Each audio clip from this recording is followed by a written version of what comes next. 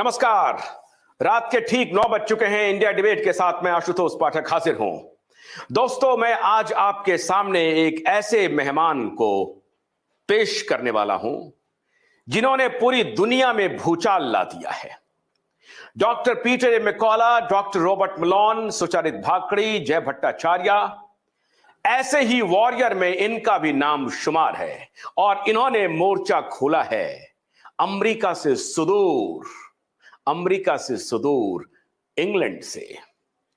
इसलिए यूरोप के दूसरे देशों में जिन्होंने मोर्चा खोला वो तो लड़ाई लड़ ही रहे हैं, लेकिन अमेरिका के बाद जो सबसे अधिक मुखर हुआ इंग्लैंड का एक डॉक्टर, उस डॉक्टर का नाम है असीम मल्होत्रा। आज हम असीम मल्होत्रा से आपको रूबरू कराएंगे। हमारी बातचीत हालांकि अंग्रेजी में होगी। मैं कोशिश करूंगा कि युहान भी हमारे साथ, एक जो दूसरे वॉरियर हैं, वो भी ज्वाइन करेंगे मुंबई से।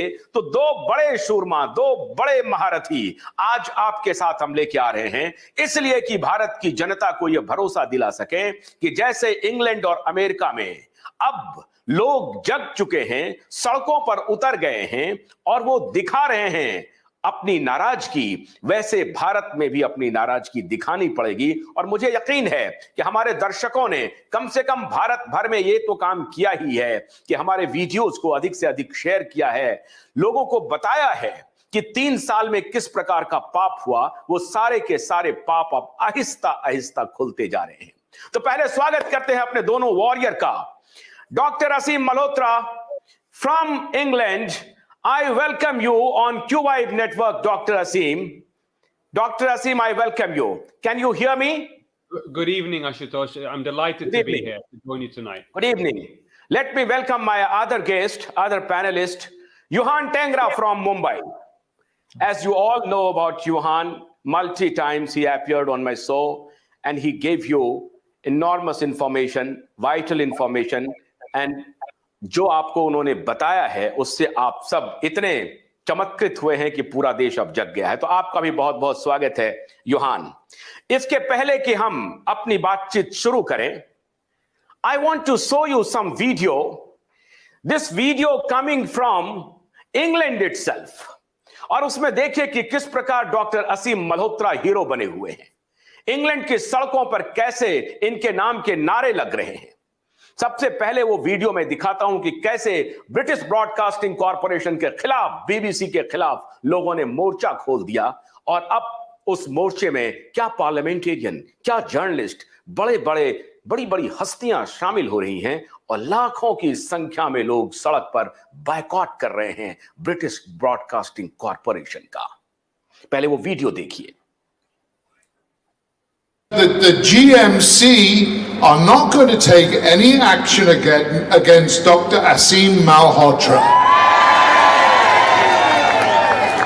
I wonder why. Probably because he's right. I am not an anti-vaxxer. I'm not a conspiracy theorist. These are just phrases that are conveniently set to put down any argument, to make you feel second class. What I am is an old school, honourable journalist who believes in the principles of fair reporting and telling the truth. And I am ashamed of my colleagues for what I've witnessed over the last 2 or 3 years. I'm going to keep this very short because I know you're all cold, but I'll remind you one thing. The BBC operate under a royal charter which is supposed to guarantee impartiality.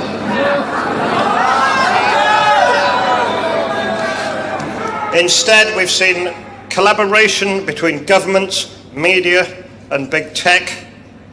It's anti-democratic, it's anti-free speech, and it's very, very dangerous. I accuse the BBC of breaching the charter under which they operate. Instead, they've conscientiously, consistently, and in collusion blocked free speech, blocked one side of the story. And we've all witnessed today what a terrible effect this is having and will continue to have until they speak out. People, keep it going. Dr. Aseem, we are also feeling shame here with our fellow journalist, so-called mainstream compromised media. And at least on the street of London, someone has the courage and they came out and they spoke for you. So let me clap for you, Dr. Aseem Malhotra, that you have done a splendid work. Now, we are starting our discussion. Dr. Aseem and Johan, my first question is, what do you think about WHO? So that's a great question to start with, Ashutosh, because, and the reason you're asking this question is, why have we got so many things wrong in this pandemic? That ultimately we were guided by the WHO. And if the WHO were doing things independently and scientifically in terms of their policies, we probably would be in a much better position that we've been in. You know, whether it's in relation to use of masks, whether it's about lockdown policies, or more specifically in relation to the vaccines and how they were distributed, how they were mandated, and all without informed consent. But to answer your question more specifically, and this actually relates to some of my own investigation previously, is that unfortunately, for a number of reasons, the WHO isn't independent. One of the things I'm known for as a public health campaigner, as a cardiologist, as an activist, is my initial work on exposing the excess harms of excess sugar consumption. This was international work. It was even covered in the Times of India. I was the first science director of an organization called Action on Sugar, which was launched in 2014. And very quickly, through my own analyses in medical journals, we managed to bring out a tax on sugary drinks in the UK within 2 or 3 years of me being really at the forefront of the advocacy movement.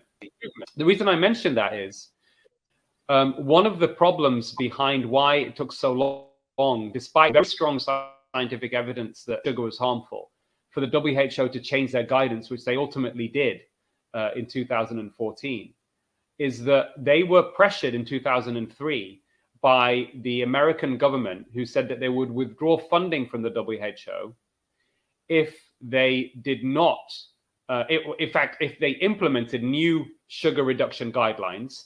And we understand that happened because of lobbying from Coca-Cola. So the question really is, who's calling the shots? And Margaret Chan, the former director of the WHO, very recently said that 70% of the funding of the WHO comes with strings attached. So, for example, the second biggest funder of the WHO now is Bill Gates. Bill Gates himself, his own foundation, has special interests in companies such as McDonald's, Coca-Cola, and heavily invested stocks in pharmaceutical companies. So we're not getting independent information. We're getting commercially influenced information. And of course, the commercial interests are primarily there to make profit for shareholders, not to give people the best treatment. And we've seen what I would describe as a catastrophic failure in public health, certainly in the way that we distributed and we advised on the vaccine take-up, whether it was, we'll talk about that shortly, whether it was AstraZeneca, COVID Shield in India, or what we've been experiencing in other parts of the world, which is, you know, very, very significant evidence of harm from the Pfizer mRNA vaccines. Dr. Aseem, why General Medical Council has decided that they will not take any action against you? What is the reason? Well, I can't speak on behalf of the General Medical Council, Ashutosh. That's for them to make their decisions. What I can tell you is, as a doctor that has been practicing for over 20 years, who has an impeccable track record when it comes to scientific integrity and patient care through appraisals, through revalidation, I always stick to the principles of ethical evidence-based medical practice. So very recently, I published a paper in the International Journal of Insulin Resistance, which was open access paper, peer-reviewed. And my conclusions were essentially that there was enough evidence to call for a pause or suspension of the COVID-19 vaccines. Now, this was going against what both national and international guidance was suggesting, but this was, evidence-based, and my own research confirmed that I made a strong case for that. So I can't really speak on behalf of the GMC, but I suspect that they would have taken all of this into consideration. And if that is the case at the moment, certainly I've been hearing rumors, and there is some evidence, certainly recently, that the GMC had put out certainly a statement to somebody who had made a complaint against me, a doctor, for example, that they had decided that there was no real grounds for investigating me in terms of my medical license or fitness to practice. And I very much hope it remains the case. And if it is the case, I should certainly it's a great victory for British medicine and the right to free speech. But everything I do is always putting patients first, in keeping with scientific integrity. And if doctors do that by and large, then they should be fine. Somebody is saying that this pandemic was all about RT-PCR pandemic. What is your opinion? Sorry, I don't get the question, Ashutosh. What is your opinion about this pandemic? Someone says that this was a pandemic of RT-PCR testing. Oh, right. Okay. I'm guessing from your question, you mean as in, was this pandemic overblown? And was it all based upon maybe a faulty testing? So first and foremost, to answer the first part of the question, the rhetorical part of the question, listen, there's no doubt, Ashutosh, that it was a new situation. When the COVID pandemic started, towards the end of 2019, beginning in early 2020, certainly the virus, the Wuhan strain, was particularly devastating in the elderly and older and vulnerable groups. There's no doubt about that. The response, of course, in retrospect, probably should have meant that we had focused protection. We should have done everything we can to try and optimize the immune function of those people that were vulnerable, and to try and keep them as well protected from the virus as possible for as long as possible. And I think most people agree with that. Part of that process was the testing of obviously confirming COVID tests and all that kind of thing. And of course, there is some data suggesting there were a lot of false positives and even some false negatives. So the question is about the accuracy of the testing, and then how that testing was used even to restrict or to help people travel. Of course, in these situations, any company or a corporation is going to take advantage to maximize their profits of a particular situation that we're in. So, if the overtesting occurred, it will probably to be some degree influenced by vested interests. I have no doubt about that. But that's really just a symptom of a much bigger problem, Ashutosh, is the fact that we have, again, very powerful, big commercial entities, big corporations, whether it's food industry or the pharmaceutical industry, whose excesses and manipulations are causing tremendous damage, and they have been doing tremendous damage for many, many years, to our mental and physical health. And that's really the root of the problem that we need to address if we are going to move forward constructively, and people are going to feel confident that the information they're receiving from medical authorities is based upon the best available up-to-date evidence and is free from commercial influence. You're saying that out of some crisis, pharmaceutical company found some opportunity and they started minting money by this RT-PCR faulty test. It's very possible that was definitely something that was exploited. But really, the pharmaceutical industry, as far as I'm concerned, have profited most from the mandating coercion and governments giving them lots of money. I mean, Pfizer, for example, have made tens of billions of dollars, probably one of the most lucrative drugs in the history of the world, from what has now been shown to be not a particularly effective vaccine, certainly in comparison to other traditional vaccines, and one with a side effect profile that we've never seen before, especially serious side effects. So that really sums up the issue. We've got a vaccine which has quite poor efficacy, has unprecedented harms, but becomes the most lucrative. And that really sums up the problem, Ashutosh. I saw a few reports where you were supporting earlier vaccine. How made you and how you changed your mind?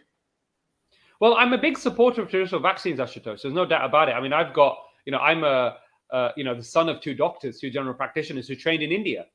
My parents moved to the UK when I was 1 year old. So, my left arm is covered in scars. I even still have a big scar from smallpox. But let's just give some context here. Smallpox was a very deadly disease with a mortality rate of 30%. In other words, almost 1 in 3 people who contracted smallpox died. But by the 1970s, after much trial and error, an effective vaccine was produced that really had true 95% efficacy. And effectively, the smallpox was essentially eradicated.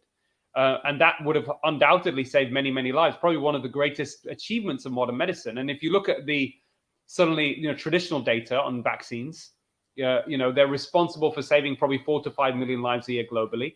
India is a country, certainly the developing countries or middle-income countries certainly are the ones that seem to get the biggest benefit. So that hasn't changed, Ashutosh, in my mind at all. And for that reason, when you look at all of the drugs we prescribe in medicine, and you're speaking to somebody that's been at the forefront of highlighting excesses and manipulations of drug industry for many, many years, I did not even believe the possibility that a vaccine could do this sort of harm in this sort of scale. Again, giving you context, Ashutosh, traditional vaccines probably cause a serious adverse event in maybe 1 or 2 per million people. And now, certainly with the Pfizer vaccine, we see almost 1,000-fold increase in the serious adverse events. 1,250 from a randomized controlled trial reanalysis. So this is something we never predicted. And at the very beginning, I didn't, certainly amongst most people, couldn't predict this sort of problem happening. I don't think hardly anybody really could have predicted this. I know people were suspicious. It was new. They were fearful and distrustful of government. It was rushed and they wanted to take their time. And I get all that. But there was no real good, strong evidence at the very beginning that this vaccine would cause significant harm.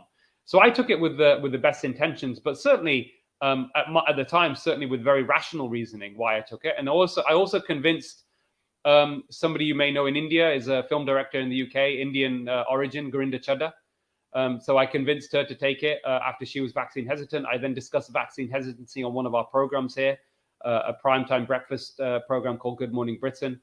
And that was in February 2021. And of course, then the situation changed over time. My dad suffered a sudden cardiac arrest in July. His post-mortem didn't make sense to me. And then towards the end of 2021, good, reasonable data started to emerge from different parts of the world that suggested there was a possible link with the vaccine and heart attacks and that kind of thing. So that's when I started to really reanalyze the data. And of course, then we've come full circle. I wrote a critical analysis of the data.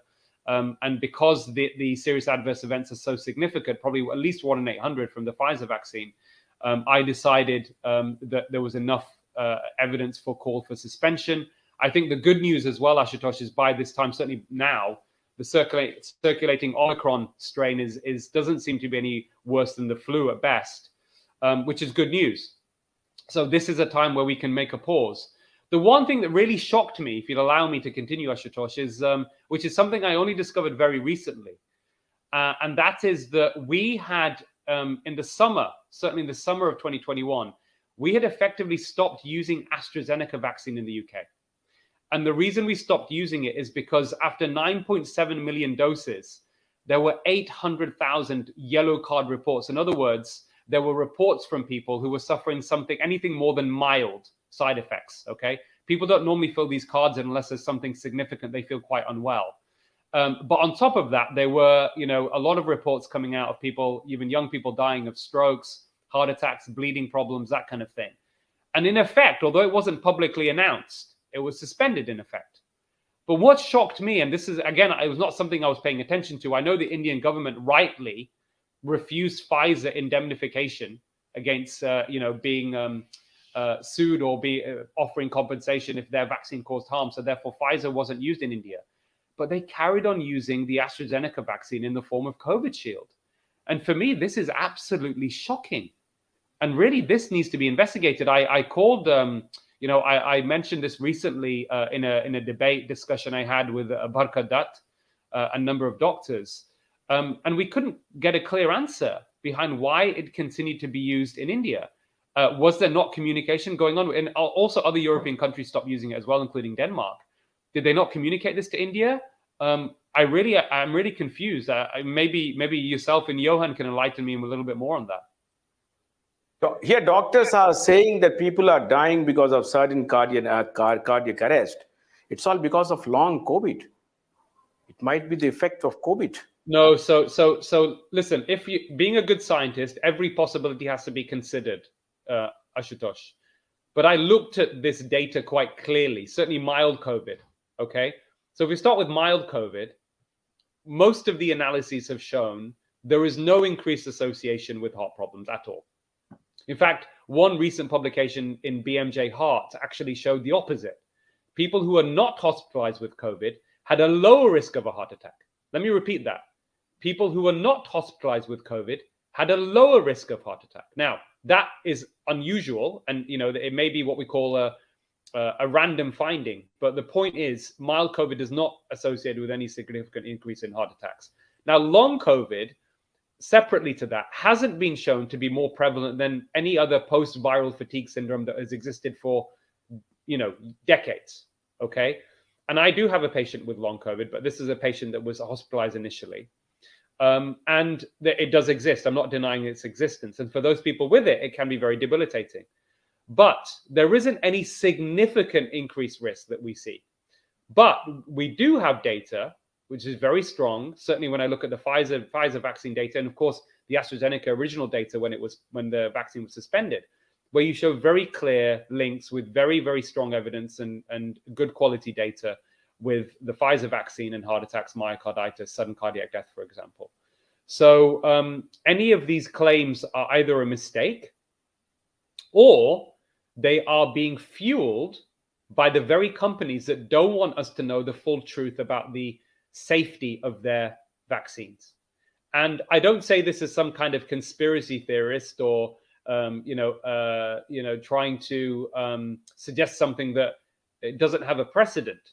A lot of my work originally was when I looked at the sugar industry, was looking at the tactics of big corporations. And, it was 50 years between when the first links between smoking and lung cancer were published before we had effective regulation. And everybody really knew the harms of smoking in relation to not just lung cancer, but heart attacks.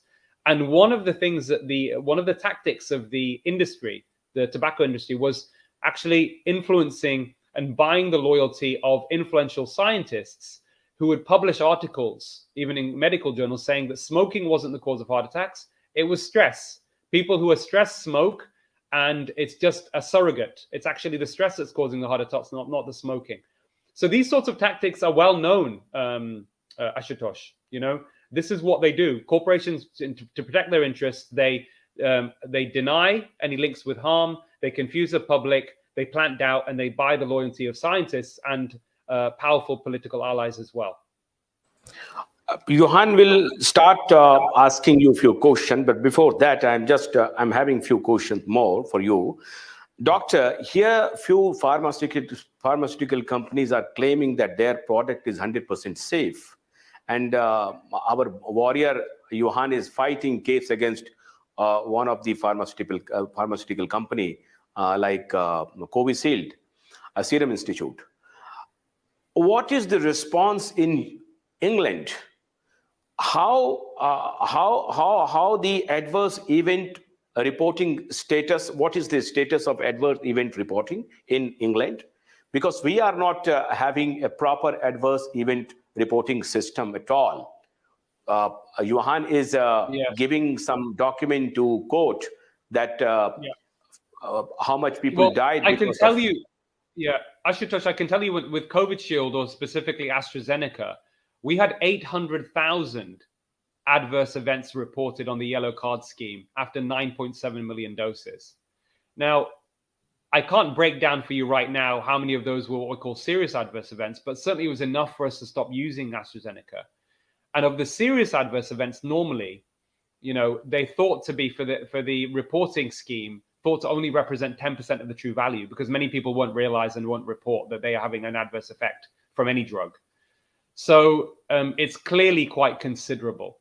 And again, I think the key thing here is we need to find out and investigate, did the Indian medical authorities know that European countries and the UK had in fact stopped using those AstraZeneca vaccines because of the serious adverse event rate being really high? When did they, if they did know, when did they know about it? And if they did know about it, why did they not suspend the rollout of Covishield in India immediately? These are really important questions we need to get to the bottom of. What is the response of insurance company, Dr. Aseem? Because I have seen few reports from US that they are saying that any adverse effect of vaccine won't be considered as the death side effect of vaccine. Yeah, I'm not sure. I can't really comment on the specific insurance companies, Ashutosh, but what I can tell you, making a clinical diagnosis in medicine ensures that people are aware of all the possible causes of a problem. So when it comes to drug side effects, if one is not aware of a possibility of a drug side effect, you'll always miss it as a doctor, as a diagnosis. But what I have seen, once you include, for example, with Pfizer vaccine, once you include the possibilities, and in fact, in my paper, which I published, and people can read that, there's actually a list that was endorsed by the World Health Organization of all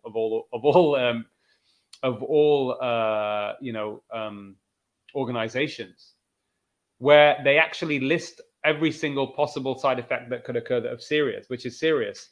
And this list was endorsed when the vaccines were rolled out. I mean, look at that list. Anything and everything that could go wrong with the heart, Ashutosh, is in that list. And that's what we're seeing. Now, the problem is if a doctor, again, isn't aware, even if it's a rare complication, we learned in medical school, even the rarest of diseases, any doctor listening to this will know that. And the reason we learn about a rare disease, which may only be prevalent in 1 in a million people in the population, is if you're not aware of how that disease manifests itself in terms of symptoms, the clinical history, you'll always miss it. If you're not aware of the disease, you'll always miss it.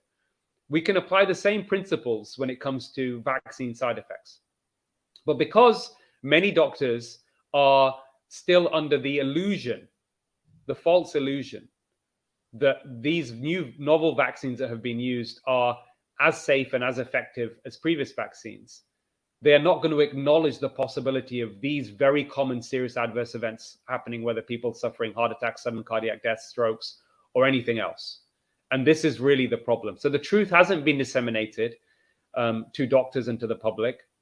And in fact, the opposite has happened in many ways because of a very strong media campaign that's been run, supported and enforced in some ways by governments to try and ensure as many people as possible are taking up the vaccines.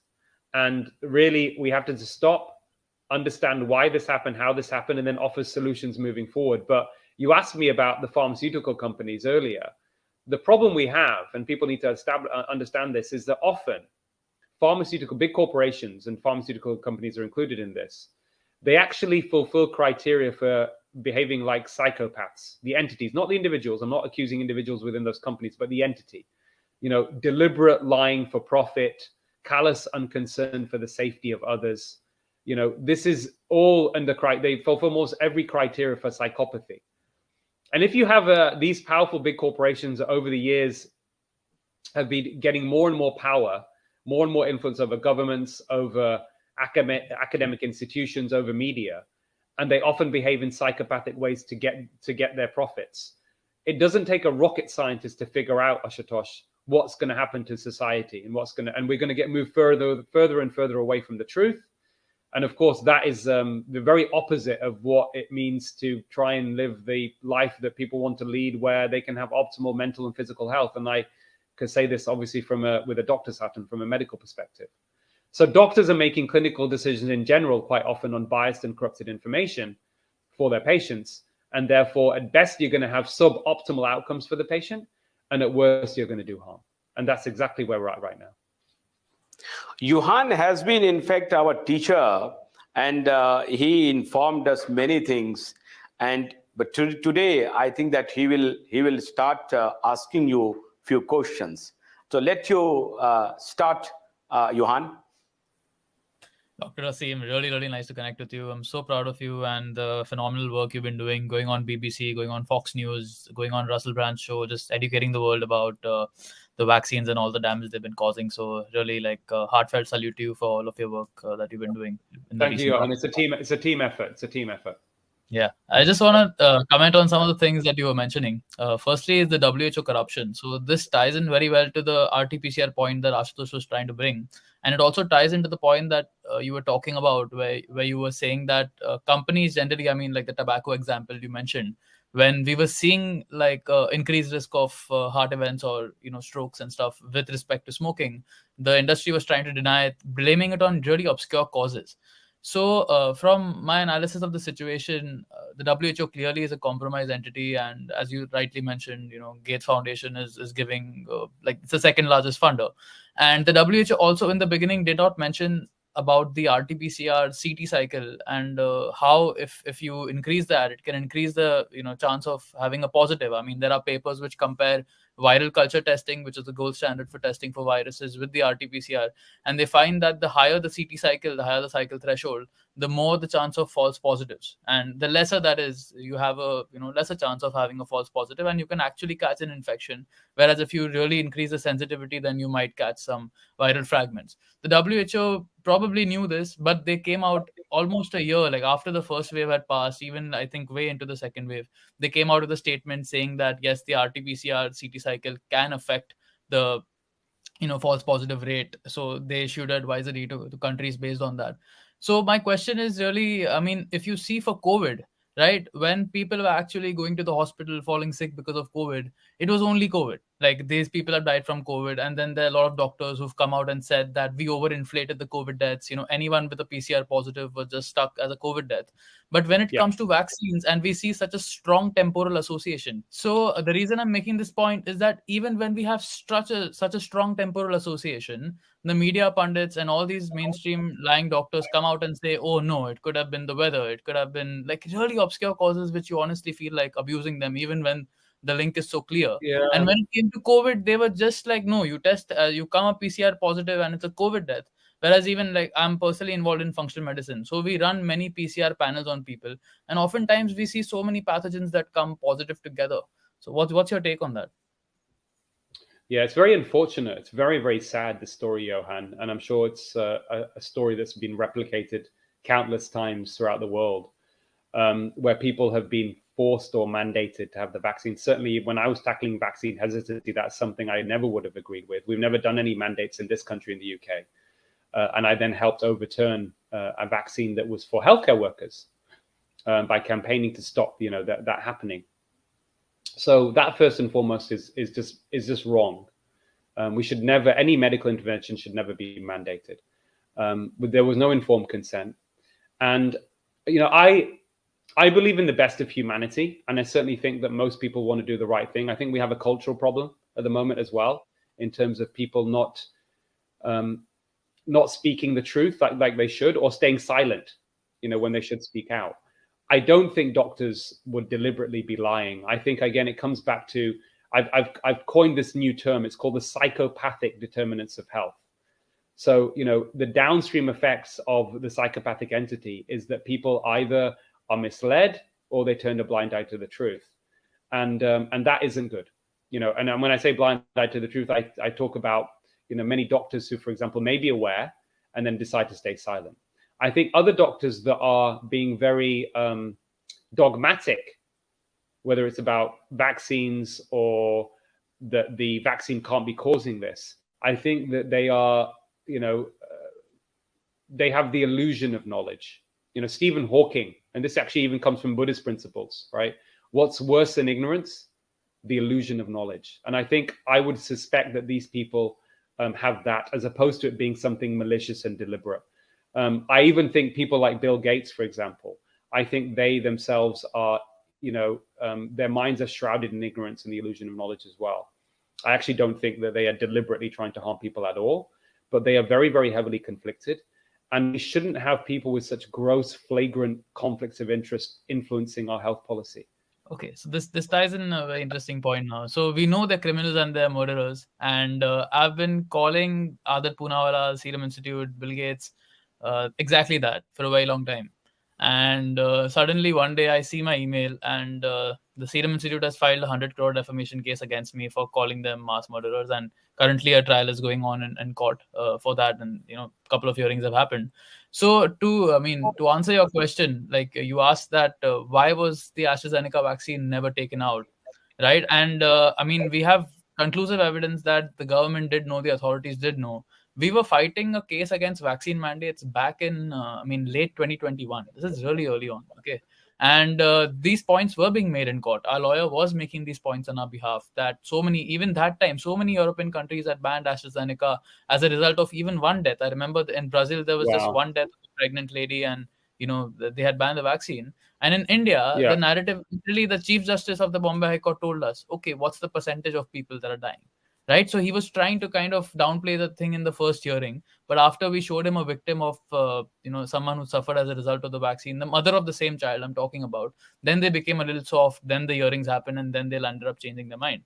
So the issue really ties into the adverse event reporting system. Well, congratulations on overturning the mandates. Thank you. Very, very good. That was a long struggle, but thanks to our dedicated team, our lawyers, Advocate Nilesh Oja, he really fought very hard in the Bombay High Court, and Advocate Prashant Bhushan also, who was working with us, he fought in the Supreme Court, and we overturned the mandates after a year-long struggle. So that's a story in and of itself. But the point I was making is that you rightly mentioned that there's massive underreporting in the adverse event system. Like you were saying that even in UK, if you're seeing so many adverse events, so many of them are going underreporting, and it's just capturing maybe 10%. No, and India has not been very good traditionally at collecting data anyway, for lots of different reasons. Some of them practical, and therefore, in my view, Indian governments and certainly the judiciary should have been looking at the data from abroad to make their decisions about India.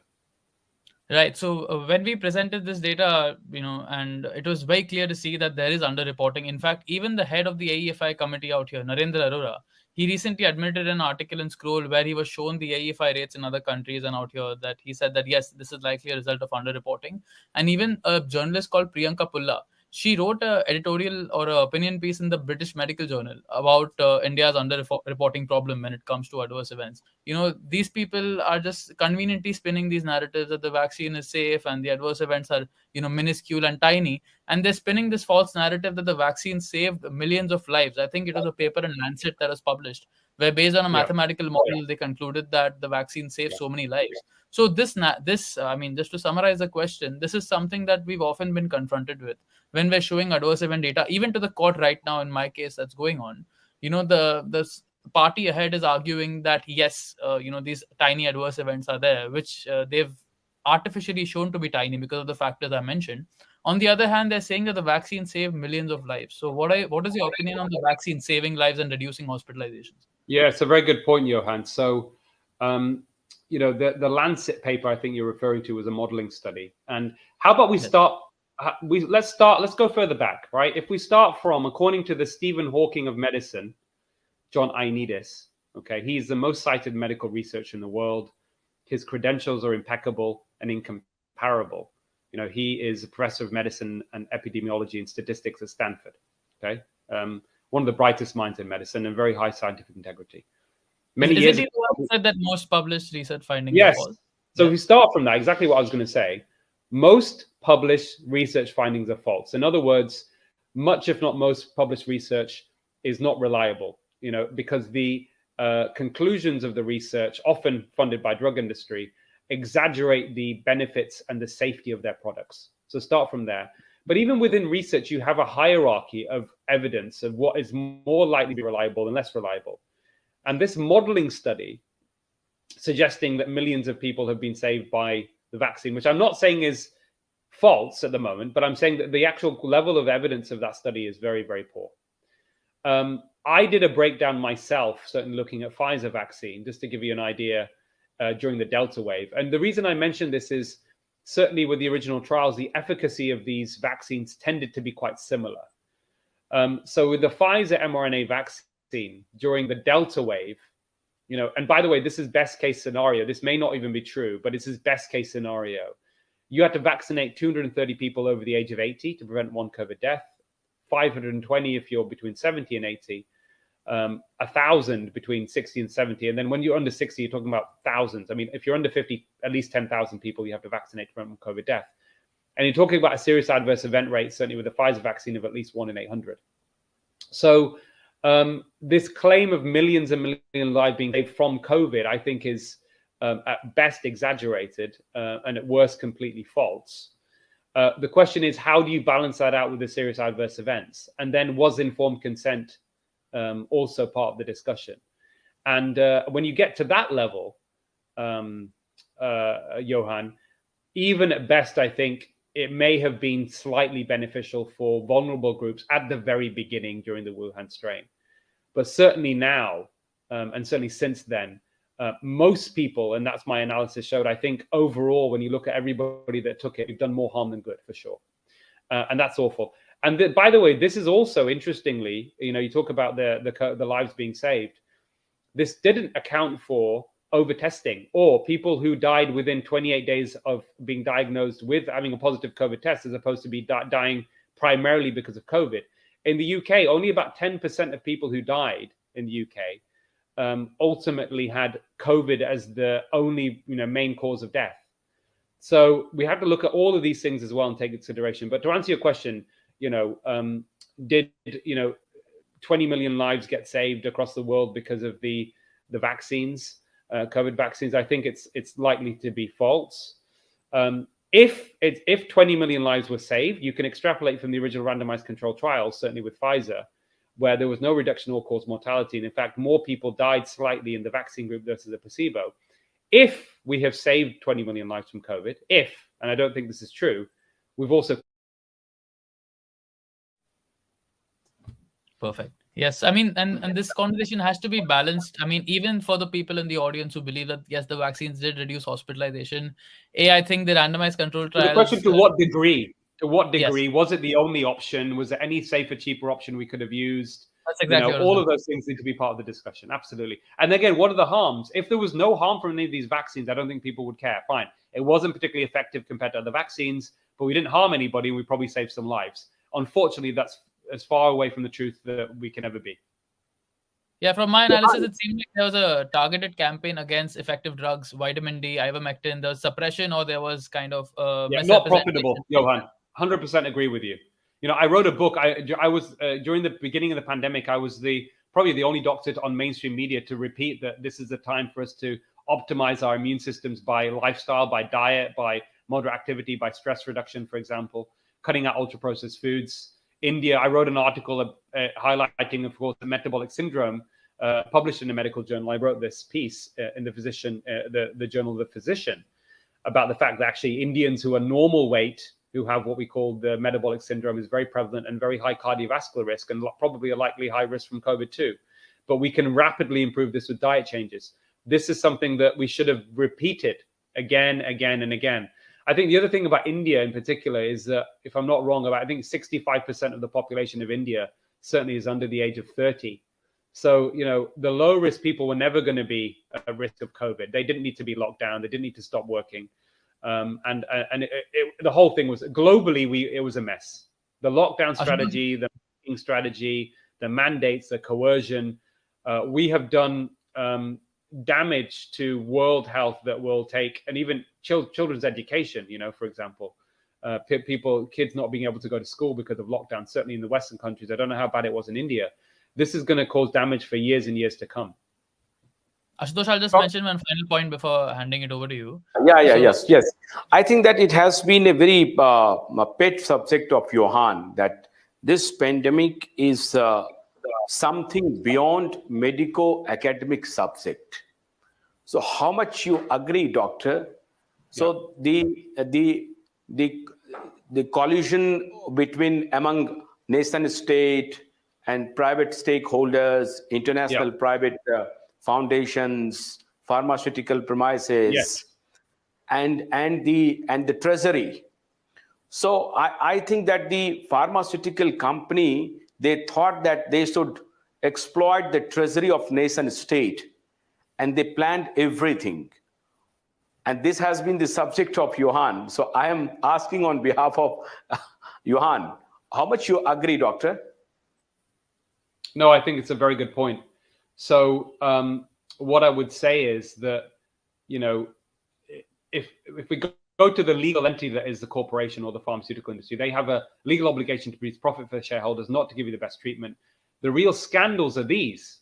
The regulators fail to prevent misconduct by the pharmaceutical industry, and that doctors, academic institutions, and medical journals collude with industry for financial gain. That really sums up the big issue. And the science and the truth isn't enough, unfortunately. Opposition from vested interests needs to be overcome. What we are doing in this campaign, all of us together now, is we are highlighting a gross justice where people are losing access to the truth. And and the way to make the change happen is make the injustice visible. Who taught us that? Mahatma Gandhi. If you want to change the world for the better, make the injustice visible, because people want the truth. Most people want to do the right thing. They're just not aware of it. Most people don't know what's happening, and they don't even know that they don't know. So the key to overcoming this problem for the future and transforming the system is through this process, through these conversations, through fighting, being courageous, speaking up, willing to take some hits in the process. That's part and parcel of it, of this journey. But we are really fighting for the future of our health, our children's health, for humanity. And I would conclude with this: the science alone is not enough. Opposition from vested interests needs to be overcome. Doctor, don't you think that the world has completely divided now? So I'm just bringing the name of Elon Musk. I think that the time when Elon Musk bought Twitter, I predicted that this war is going to be more effective, and many more interesting things will come up. And after that, now a voice like yours is coming in front of the world.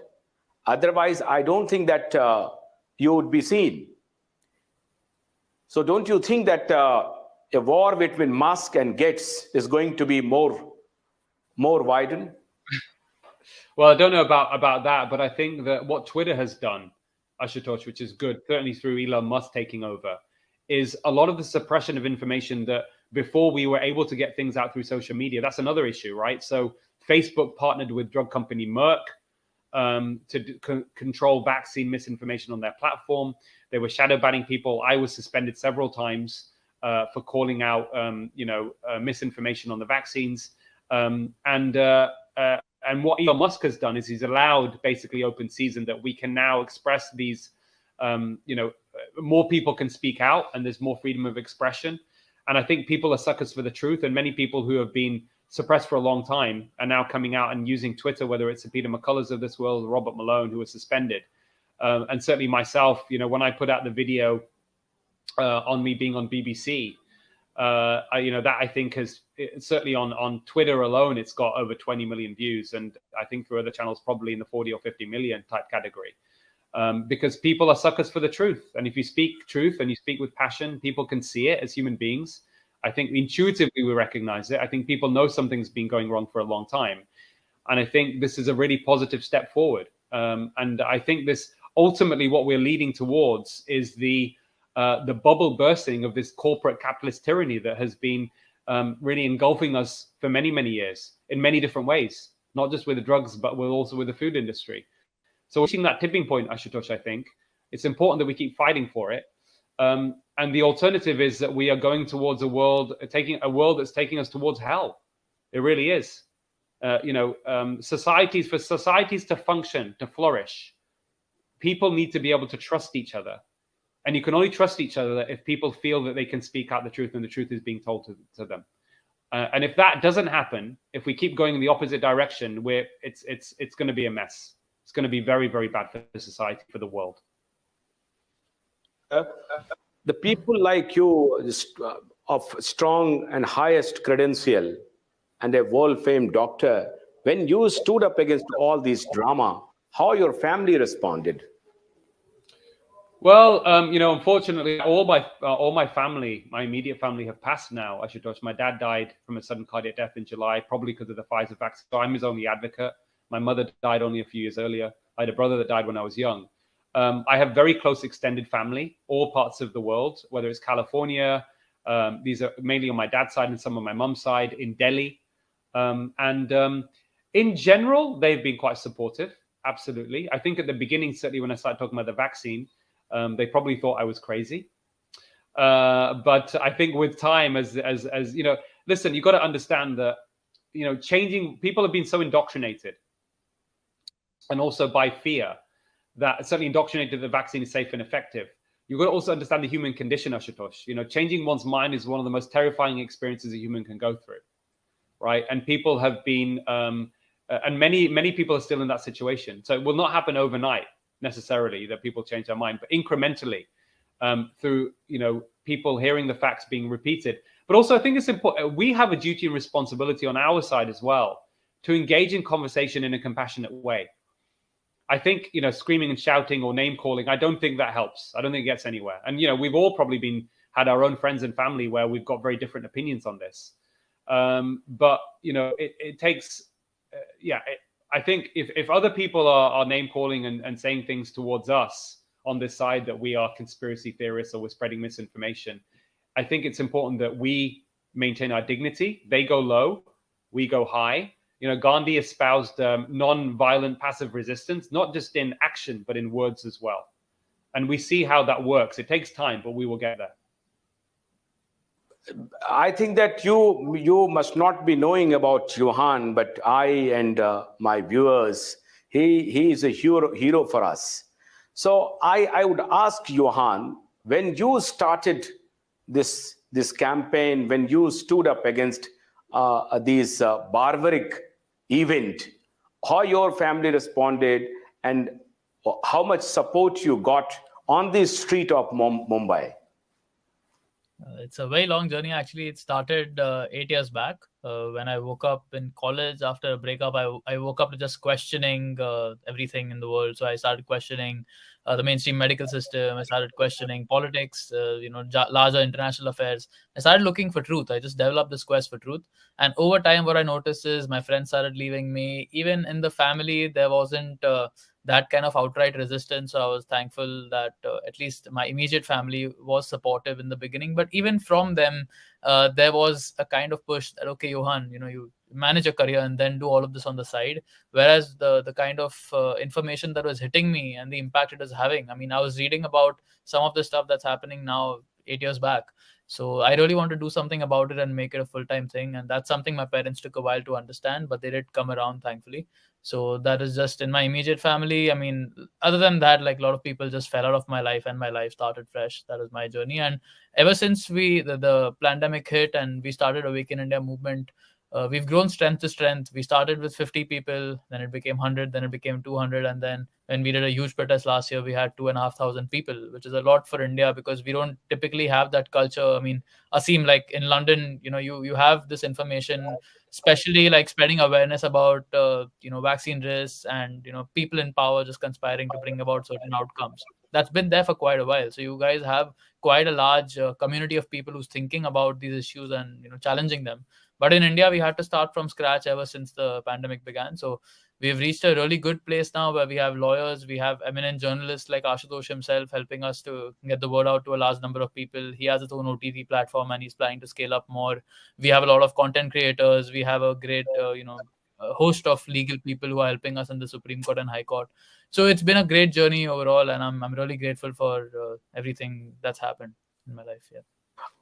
Doctor, there is one organization came into existence in India parallel to WHO. World Health Organization, parallel to WHO, it is Universal Health Organization, WHO. So I request you on behalf of WHO, because I am the member of the managing committee. So I am just requesting you and all the doctors on behalf of all fellow doctors, that if you do not have any hesitation, you please go through the WHO website, what this organization is. And if you think that you should join the campaign, it is a movement which we are fighting against all odds.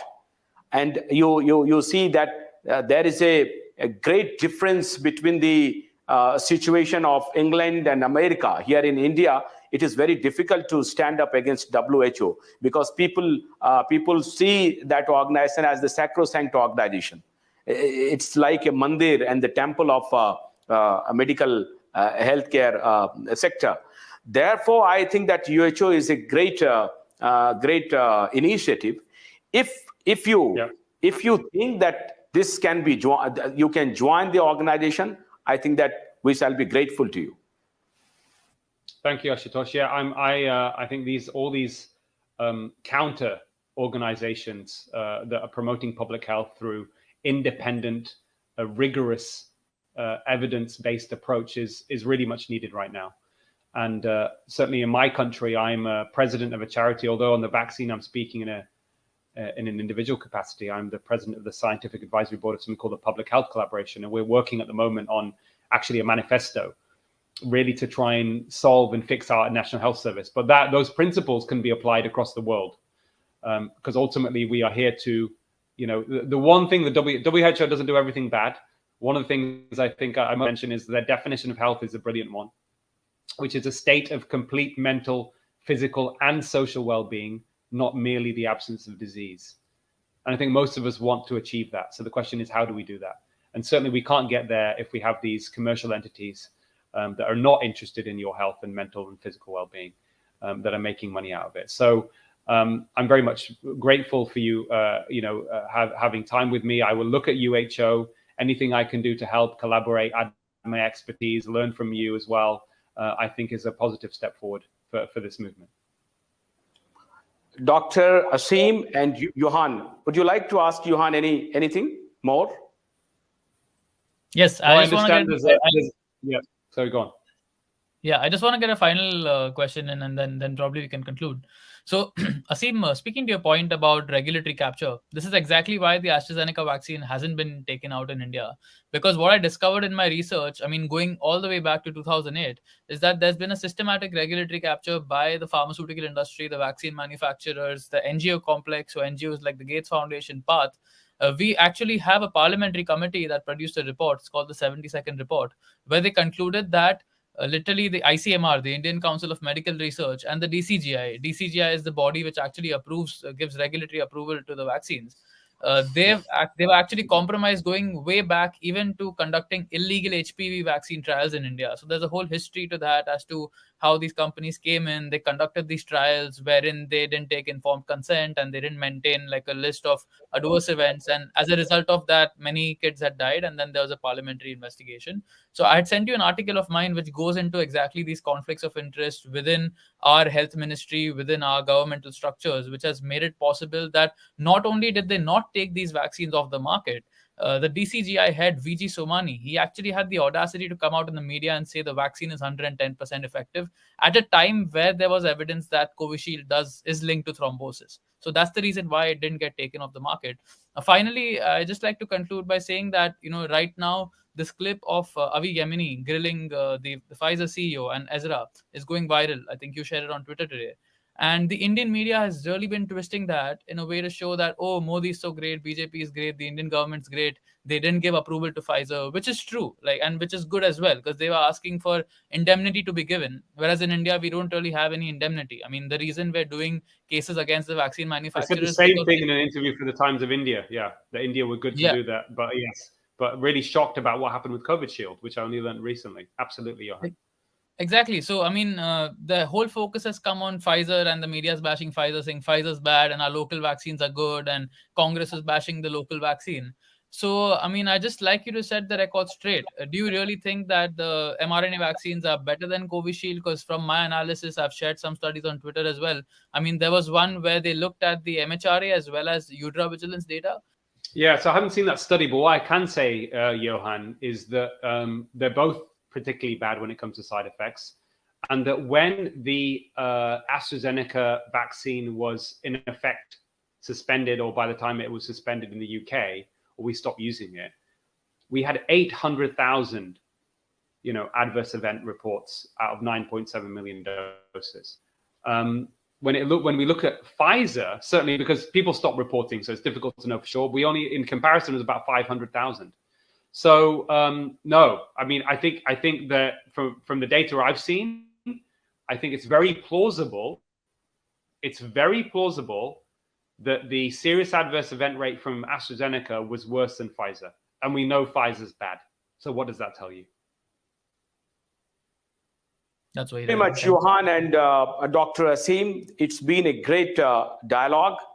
it was not a debate indeed.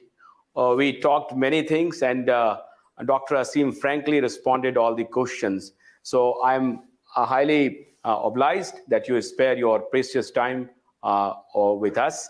And I think that it is my formal request and invite to you, Dr. Aseem, that please join our event, which is going to be held on 7th of February in Delhi.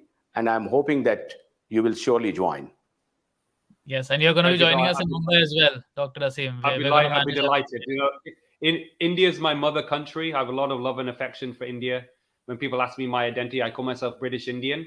My heart is Indian. My brain is probably a bit more British, but no, I would be delighted.